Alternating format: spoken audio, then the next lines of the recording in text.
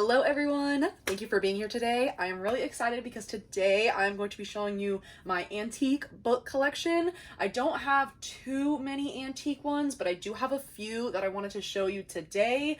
I think in the next video I'm going to be showing you my vintage books as well, but I do have quite a few of those since a lot of the books I have are vintage. They are older than 20 years old, but I only have a few antique books which are over 100 years old. So I thought that would be good to start with so I can show you which ones I found. And the cool thing is that they are all thrifted. So every single one of these were from my local Goodwill. If I'm not mistaken, I'm pretty sure I got all of these from Goodwill. So they were only around, I think, $2.99 to $3.99. So really good deals on these. If you don't know, I love finding vintage and antique items at my local thrift stores. That is kind of my specialty. If you saw in my last video, I went over my vintage puzzle collection with you. So if you want to see that, I will add that in the info bar up at the top. If you can see them right here. I already did this part of my collection, which was really fun as well. But today I'm going to be focusing on my antique books. They are right here in the corner over here. So like I said, I only have a few here. The ones that I typically look out for are antique and also the International Library Collection books. I'll kind of show you that once we get into it, but let's just get started. I'm going to be just pulling them at random here.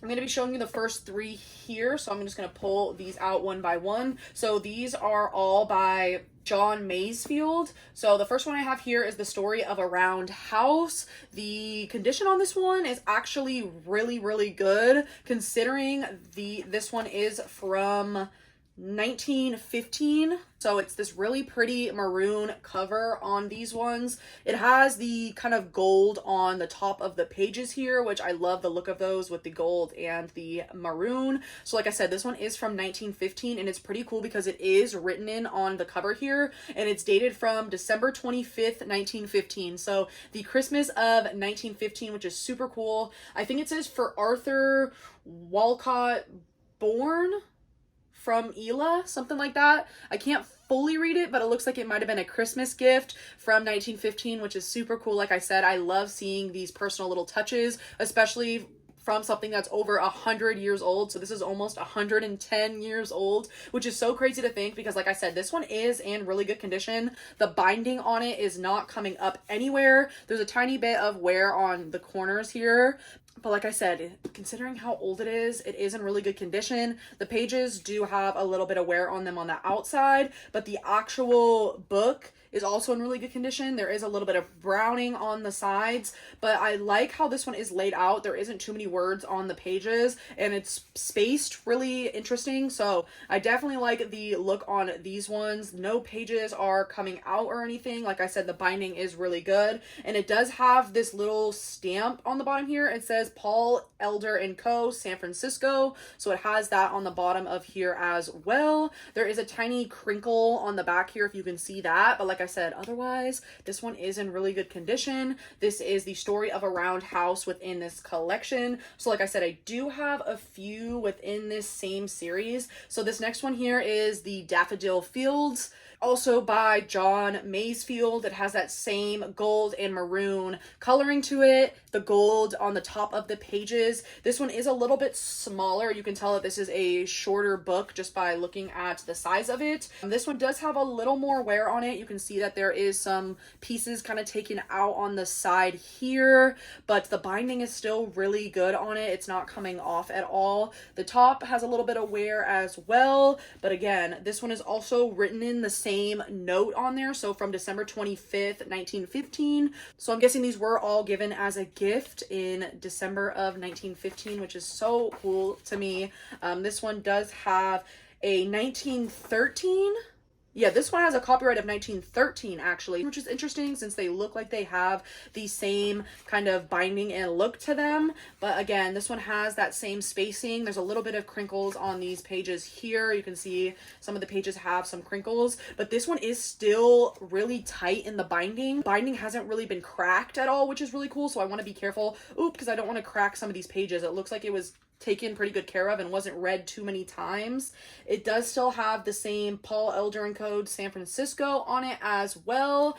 And on the back, there is a little bit of a few little white marks on the back here, if you can see that. But otherwise, it is in really good condition. This one is over 110 years old, so that is really cool. I really like, again, the maroon on here. Maroon is one of my favorite colors, so I'm definitely happy to have found these at my local Goodwill. And these were all, I'm guessing, $2.99 because this one does still have the original Goodwill tag on it, and it was $2.99, and I'm pretty sure they were all the same price since they were in the same styling, you could say. So this one is titled The Everlasting Mercy by John Masefield again. And again, this one has the little 1915 note on it. Oh, this was from, oh my god, okay, this one has a different marking on it, so this one has a little more information. So this one does say to Arthur Walcott Jern, something like that, but this one does say from your devoted mother. So this was a gift from his mother to him, which I love to see. I love seeing a story behind these, and knowing that his mother gave him to these are really, really special. So I definitely want to take really good care of these.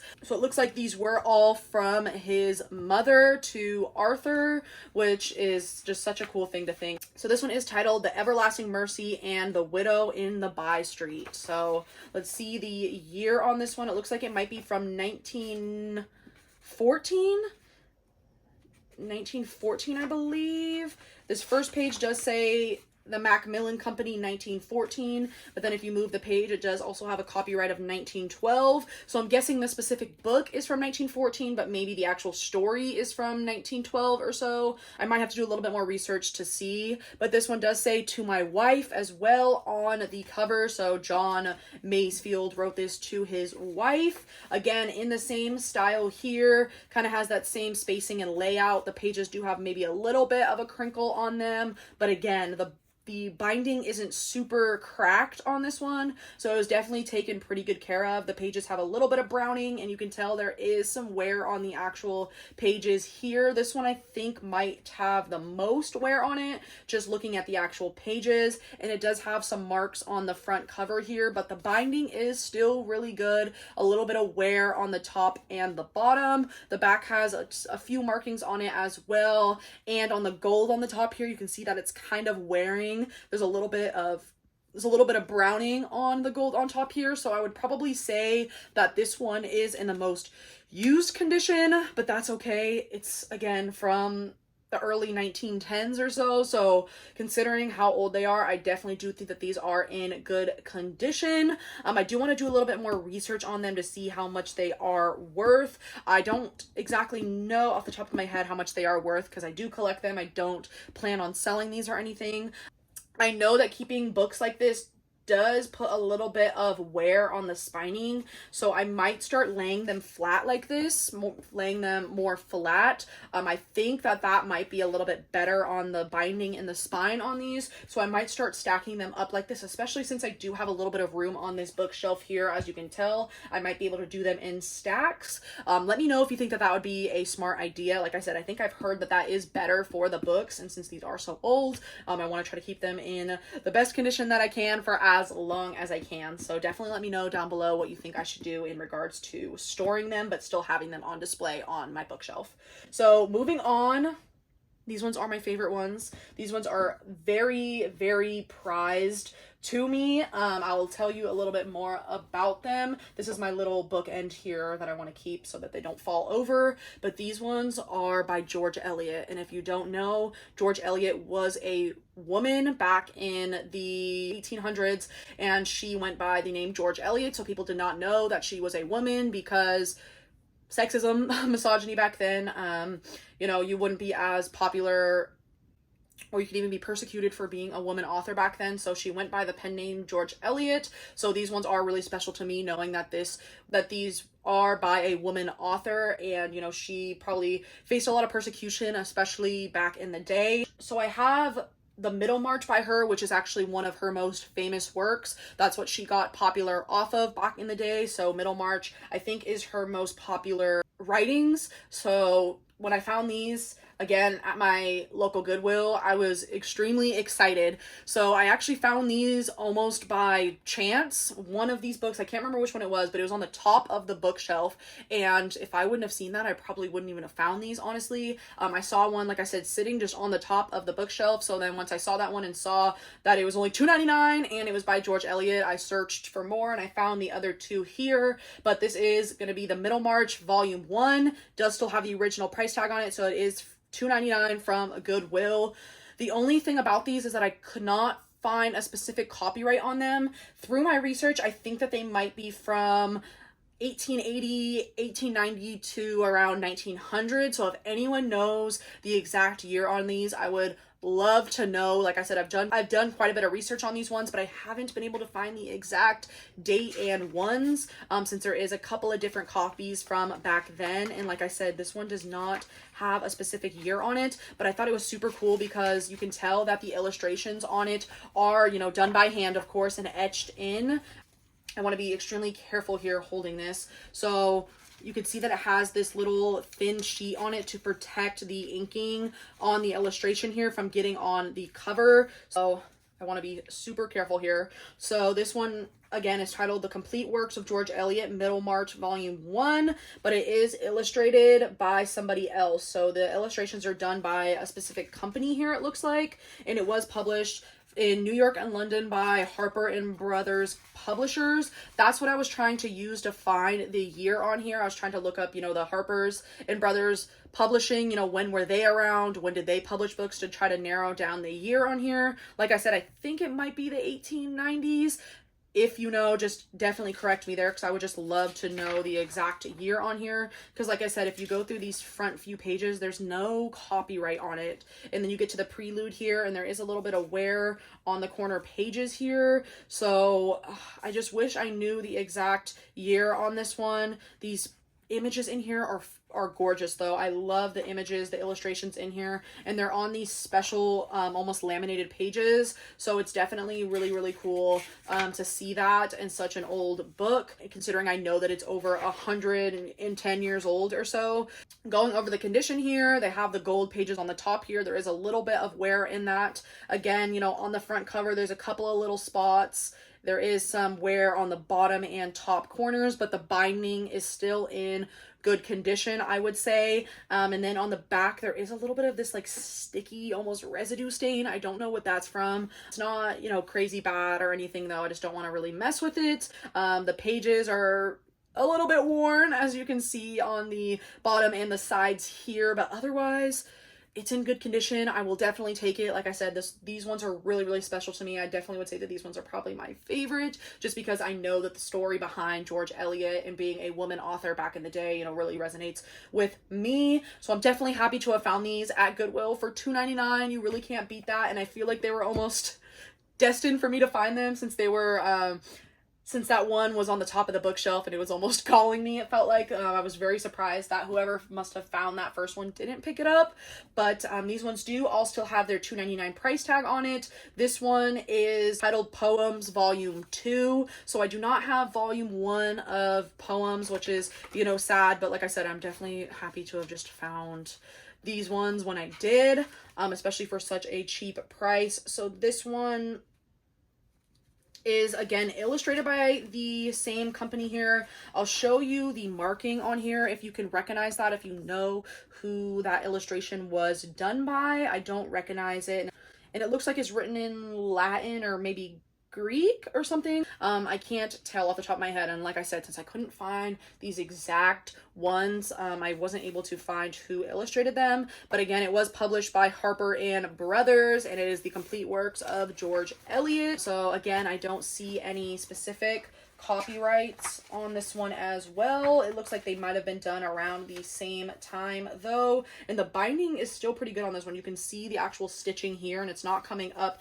at all on that stitching there, so that's really nice to see. I'm just gonna put it down here because I don't want to mess it up at all. I'm just gonna flip through here. See, these pages are still pretty crisp considering how old it is. There's a little bit of browning, but like the binding is in really good condition still, which is really nice to see. I'm just gonna check the back here to see if I can see any dates or anything on it. It looks like it might say 18. It looks like some of the poems have dates on there. So I see that this poem is marked 1867. This one's marked 1873, so I'm guessing it might have been right around that time. I just wish I knew exactly the year on these, but considering how old it is, again, this one's in really good condition. I would actually say this one's probably in better condition than the first one, because the cover doesn't really have many marks on it. It's more just towards the bottom here, and the spine on this one is really good as well. It is just coming up a tiny bit here. If you can see, it's kind of disconnecting from the rest of it, but it's not anything crazy because it's not ripping up much at all anywhere else. And then the back just has this one little white mark on it, but it doesn't have any of that like sticky stuff on it. So I would say this one is in pretty good condition. The gold on the top is still looking pretty good, but the pages on the side are just a little bit worn again. But like I said, considering how old this one is, I will definitely take it. I just wish I knew a little more information about it, but again, it's from George Eliot, who was an icon, and I really like the gold foiling on here with the flowers and the foliage, so that is a really, really nice one as well. Moving on to the last one that is in this series. So this is Middlemarch Volume 3. So I have Middlemarch Volume 1 and then Middlemarch Volume 3. So I didn't see Middlemarch Volume 2 there as well, but that's okay. I'm happy that I have the third one at least in that Middlemarch collection, since I know that this is her really popular work. This one is in pretty good condition as well. I think it has that sticky stuff on it a little bit too. The front cover is actually really good though. I don't see too much wear. It's just a little sticky, which again, I don't know what that's from. The binding's good, but there is quite a bit of wear on the bottom here and on the top here as well. And it is separating just a tiny bit, but the gold still looks pretty good. There is a few marks on there, but it looks pretty shiny still. The pages still have that really worn look to them. You can see they're kind of getting thrashed on the bottom here, so this one actually might be in the worst condition out of the three. Like I said, that's okay for how old it is. I will take it. I'm just gonna check here again to see if I can see any dates or anything on here. All three of them have that first image on the front with that thin overlay to it, so they all have that in common. That's why I think that they might be from right around the same era, I am guessing. Let me see if I can see anything on it. I don't see a copyright on this one as well, but again, the binding's pretty good on this one. No pages are, you know, coming out or loose or anything, which is nice. I'm gonna check the back to see if I see anything on here in regards to the age or the copyright. I'm not seeing anything on here, but like I said, I'm going to try to do as much research as I can. On the back here, there is a couple of little marks you can see on the back cover. Nothing too crazy though. And then again, the binding on the side does have a little bit of wear to it, and there is that stickiness to it. I can just kind of feel it with my hands, but nothing too crazy considering how old they are. Like I said, I am really grateful to have found these just for $2.99 at my local thrift store, especially since it is George Eliot, and I would consider them in pretty good condition considering how old they are. So the last one here, can't really say the same. Like, you can definitely tell that the binding is coming off on the side here. It's just that overlay hardcover bindings coming off, and you can start to see the actual pages underneath. So I really want to be careful with this one.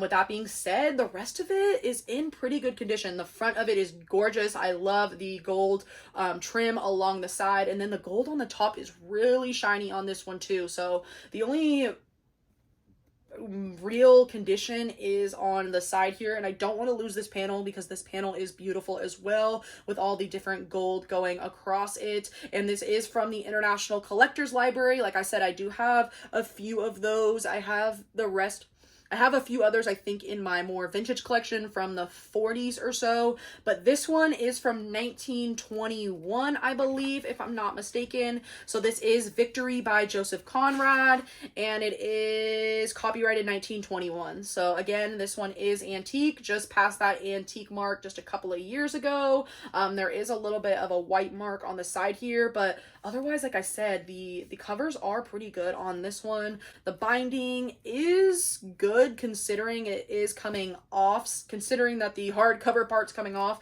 I would still say the binding is in pretty good condition. It looks like there might have been something within these last 2 pages here, since they are stuck together and it looks like they came like that. There might have been an illustration or something in there. I'm not too sure, but again, considering that this one is over 100 years old, I will take it. I just want to be really careful.